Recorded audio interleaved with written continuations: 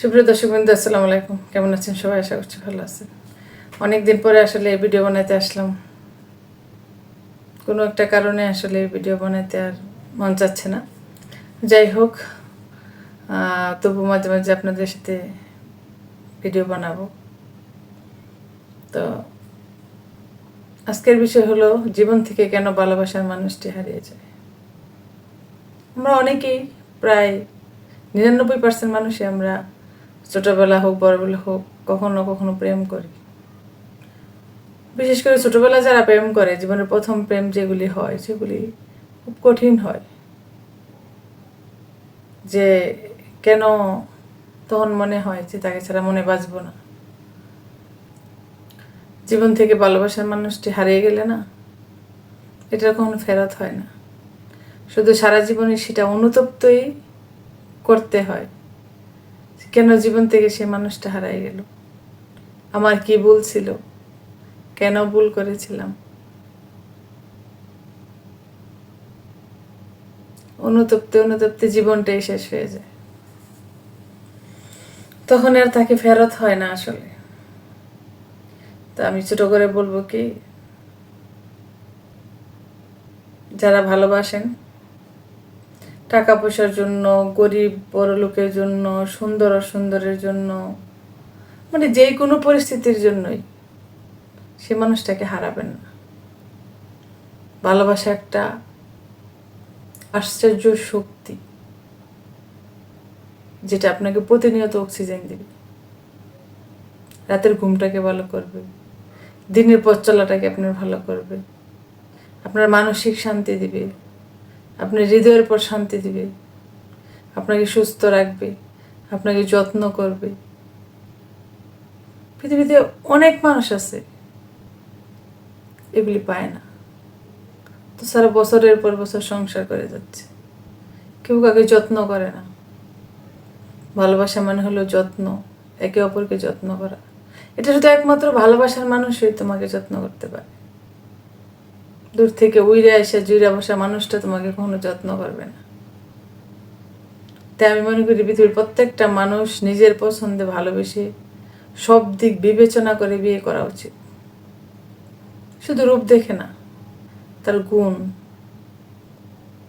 কতটুকু আছে সেটা দেখা অনেক বেশি জরুরি। গুণের মধ্যে অনেক কিছু পড়ে, তার শিক্ষা পড়ে, তার আচরণ পড়ে, অনেক কিছু পড়ে, তাই না? তো আমরা সবাই হুট করে কাউকে ভালোবেসে বিয়ে করে ফেলবো না 2 দিনের পরিচয়ে। তাকে অনেক দিন থেকে জানবেন, তাকে অনেক দিন থেকে চিনবেন। যাকে আপনার জীবন সঙ্গী বানাবেন তাকে আপনার না চিনে, না দেখে, না বুঝে হুট করে এক জায়গায় যে ফেসে যাবেন না, ঠিক আছে?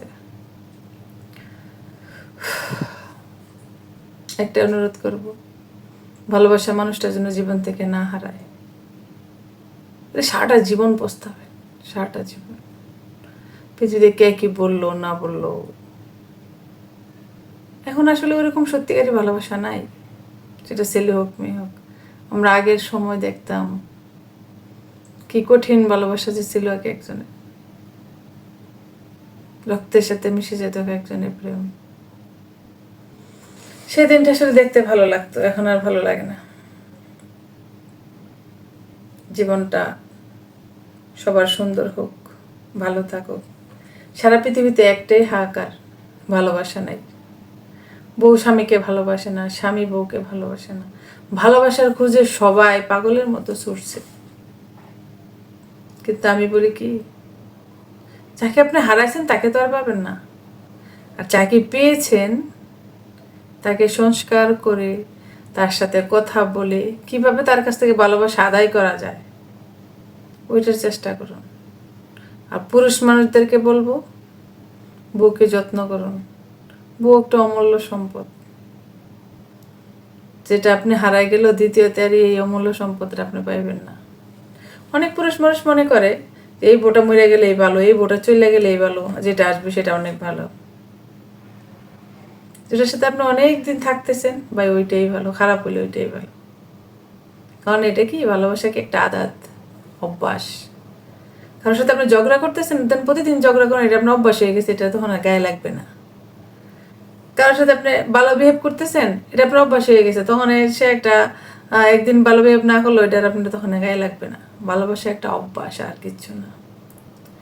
কারোর কাছ সাথে প্রতিনিয়ত নিয়ম করে কথা বলা, তার সাথে চলা, তার সাথে ফেরা থাকে, মানে আপনি যা অভ্যাস করবেন, যে সময়টা অভ্যাস করবেন, ঠিক সেই সময়টাই আপনার ব্রেন আপনাকে ওইদিকে পরিচালিত করবে। তা আমরা যার সাথে অভ্যাসটা করবো না কেন, দেখে শুনে বুঝে অভ্যাস করবো, এই অভ্যাসটা সারা জীবন থাকে।